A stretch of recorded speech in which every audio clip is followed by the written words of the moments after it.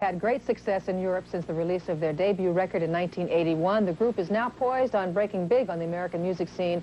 Their new hit single is called Robert De Niro's Waiting, and we have a clip.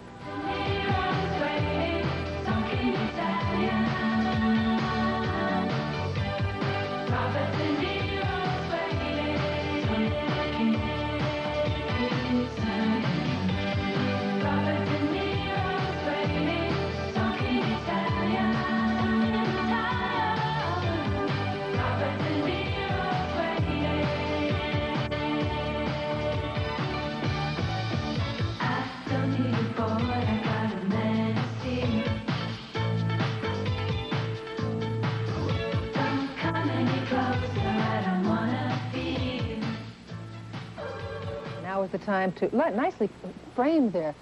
Your head is out of the shot. Happy to welcome Siobhan, Kieran, and Sarah to our program. Making tapes ain't easy, right? Making this one, tapes. yeah, the videotapes. Now this one wasn't as hard as perhaps Cruel Summer. No, actually, that was twice as hard. It was? Why? Well, Cruel Summer was done in the August heat in New York, Yeah. which was sweltering and uncomfortable, but Robert De Niro was actually filmed at 1 o'clock in the morning on a bitter January night. It was snowing. Oh, I think I'd rather have the heat also. You'd rather do a recording in the studio as opposed to one of these things for MTV. Well, yeah. Yeah. Your new single in America is Robert De Niro is Waiting. In Europe, it's already been a great success. Right. Why Robert De Niro as opposed to Peter O'Toole or Rocky Graziano? We're just big fans of Bob's and Al Pacino, so we decided to write a song about him. Although it's not, directly about him, we just thought that there's so many people who are obsessed by this sort of man. He has a cult following, and just inspired us to write a song. I mean, can you just go around using anybody's name, or did you have to talk to him, or? No, we didn't need permission. We just recorded it, and but he did find out about it before we actually released it. He was in London at the time. He'd just been doing some filming, and our press officer, behind our back, Behind your sent a back? copy of the single to him. And then he was so curious to know why anybody would write a song about him and how it came about. He wanted to go for a drink with us, and so it was the crowning glory of our Did you enjoy it? professional I mean, was he live up to your expectations? Yeah, it was really strange. I mean, we were so panicky about meeting, like, a hero, and so we had a few drinks before we even met him to build up a bit of courage.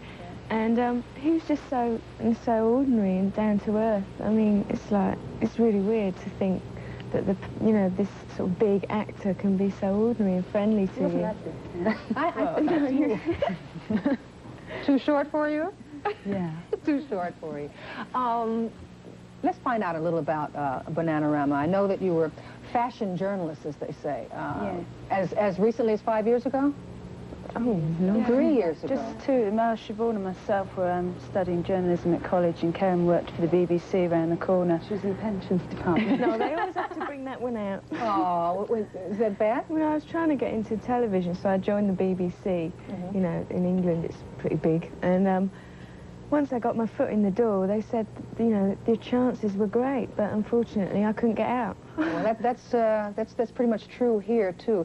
Now, without a lot of singing, you guys, to make a long story short, got together and decided it would be a good idea, to form a musical group and learn instruments and do the whole thing. Now, this is remarkable timing. I mean, this short a period for the kind of business the recording business is in, which likes to package people. Yeah. Were you able to come to them and say, here's my stuff, accept it as it is, or did you have a whole problem? We just suddenly we decided that that's what we wanted to do. We didn't bother learning instruments because we wanted to do it there and then. And within 2 weeks, we had, like, a recording deal. And within, like, 2 months, we were #4 in the British charts. And really, I mean, although it's great not to have to work for it, we missed out on a lot of the groundwork. So we've had to learn in the public eye, and you've got to be really careful once you're famous that you don't make any mistakes. Well, I'm curious about sexism. But even along with that, I'm curious about the groundwork that you missed? I mean, where did it show up that you said, oh my gosh, I wish we had Well, known? when we came to record our first album, most groups usually have 2 years where before they even get signed up, where they can learn to write songs and learn to play their instruments properly and work audiences so they're ready when they get signed up.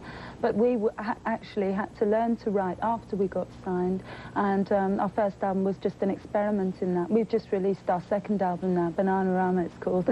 Surprise, surprise. Surprise. And that's 2.5 years on, and we've during the time that we've been making hit singles, we've been learning how to write what we think are good songs now. So. Well, do you think it's fair that if someone greeted you with a bit of doubt or said, I don't know if I'm not sure whether you can do this or not, then it would have been sort of fair for them to take that position, don't you think?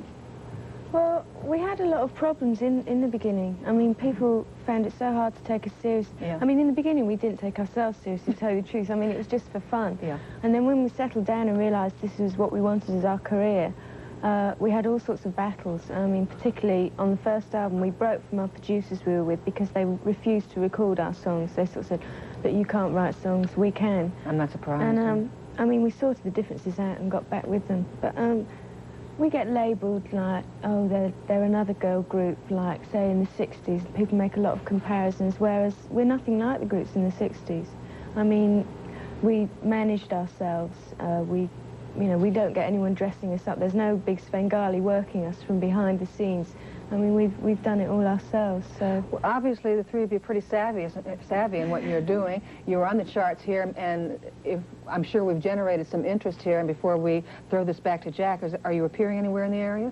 Unfortunately, we're not here on tour at the moment. We're going to start rehearsing in the summer for a world tour, which will probably hit New York about Christmas time or maybe just after Christmas. Well, I wish you all a success in the world. Thank you. And thank you for coming by here first. Thank you. Jack? Thanks. Still ahead today on Live at 5.